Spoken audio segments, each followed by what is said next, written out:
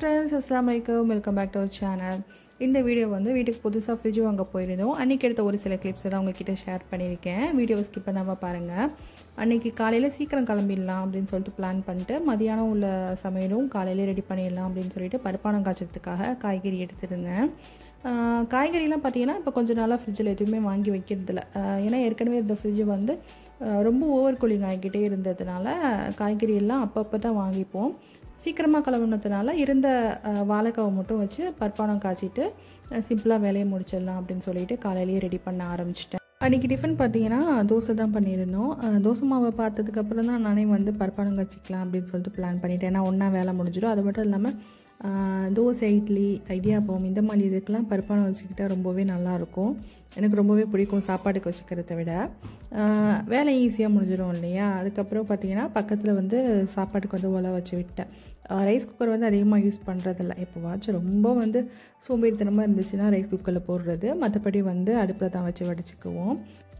அன்றைக்கி பார்த்திங்கன்னா பாத்திரங்கள் ஊற வேலையும் ஒன்றா சேர்ந்துருச்சு. 2 நாள் லீவ் எடுத்திருந்தாங்க இப்போவும் வர அக்கா.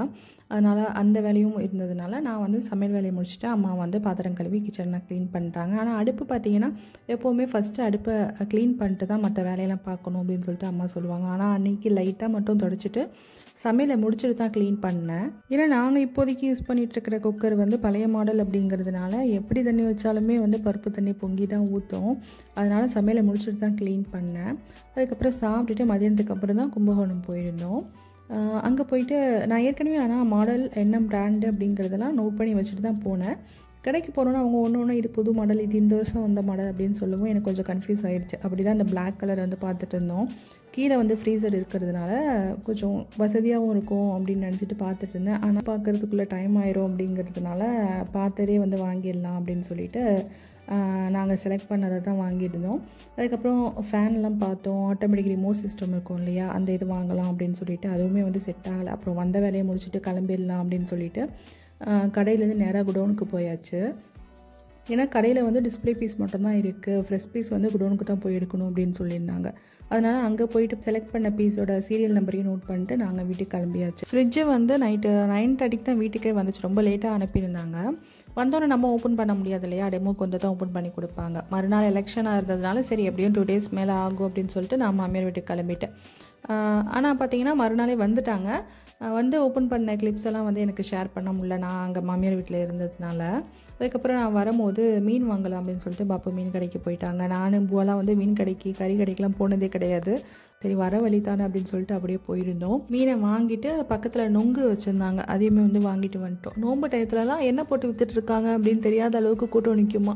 சரி இப்போ பார்த்தீங்கன்னா 1-2 பேர் தான் இருந்தாங்க. சரின்னு சொல்லிட்டு வாங்கிட்டு வந்தாச்சு. மீன் கடையிலையும் பார்த்தீங்கன்னா அங்கே டிசைனாக மீன் இருக்குன்னு பார்த்தா கெண்டை மீன் மட்டும் தான் இருந்துச்சு. அன்றைக்கிங்க என்னன்னு தெரியல. கெண்டை மீன், இறால் 2 மட்டும் தான் இருந்துச்சு. அதனால் இறாலெல்லாம் வாங்கி ஆஞ்சிட்டு இருக்க முடியாது அப்படின்னு சொல்லிட்டு கெண்டை மீனை வாங்கிட்டு வந்துட்டோம். அதுக்கப்புறம் இதுதான் பார்த்தீங்கன்னா நாங்கள் புதுசாக வாங்கியிருக்கிற ஃப்ரிட்ஜு. சாம்சங்கில் 301 லிட்டர்.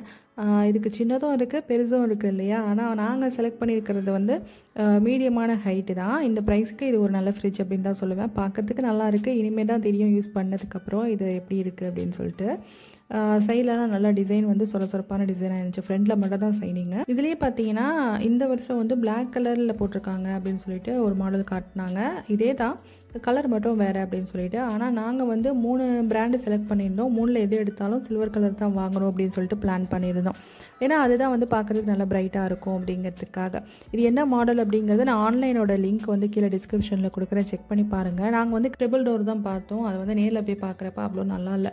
அதுக்கப்புறம் தான் டபுள் டோருக்கு வந்தோம். நான் செலக்ட் பண்ணியிருந்த 3 பிராண்டில் இதில் மட்டும் தான் பார்த்தீங்கன்னா ஐஸ் பாக்ஸ்லாம் ரிமூவ் பண்ணுற மாதிரி இருந்துச்சு. ஏன்னா சம்மர் டைமில் ஓகே, மற்ற டைம்லலாம் வந்து இடத்த அடைச்சிட்ருக்கோம் இல்லையா, அது ஒன்று. அதுக்கப்புறம் வெளியில் இப்போ ரொம்ப நாள் எங்கேயாச்சும் ஸ்டே பண்ண போகிறோம் அப்படின்னா ஃப்ரிட்ஜை ஆஃப் பண்ணி வச்சுட்டு போகாமல் அதுக்கு தனியாக கம்மியாக ஓடிட்டு இருக்கிற மாதிரி மோடு இருக்குது அப்படிங்கிற மாதிரிலாம் சொன்னாங்க. ஆனால் அதெல்லாம் யூஸ் பண்ணதுக்கப்புறம் தான் தெரியும் எப்படி இருக்கும் அப்படின்னு சொல்லிட்டு. கீழெல்லாம் இன்னும் எதுவுமே செட் பண்ணல. ஏன்னா புதுசு அப்படிங்கிறதுனால கொஞ்சம் நாளைக்கு பார்த்து தானே வைப்போம்.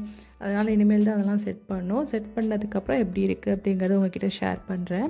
இந்த வீடியோ உங்களுக்கு பிடிச்சிருக்கும் அப்படின்னு நினைக்கிறேன். ஃப்ரிட்ஜ் எப்படி இருக்குது அப்படிங்கிறத உங்களுடைய ஃபீட்பேக்கை கமெண்ட் செக்ஷன்லேயே ஷேர் பண்ணிக்கோங்க. இன்னும் நம்ம சேனலை சப்ஸ்கிரைப் பண்ணல அப்படின்னா சப்ஸ்கிரைப் பண்ணி வச்சுக்கோங்க. தேங்க்யூ ஸோ மச் ஃபார் வாட்சிங்.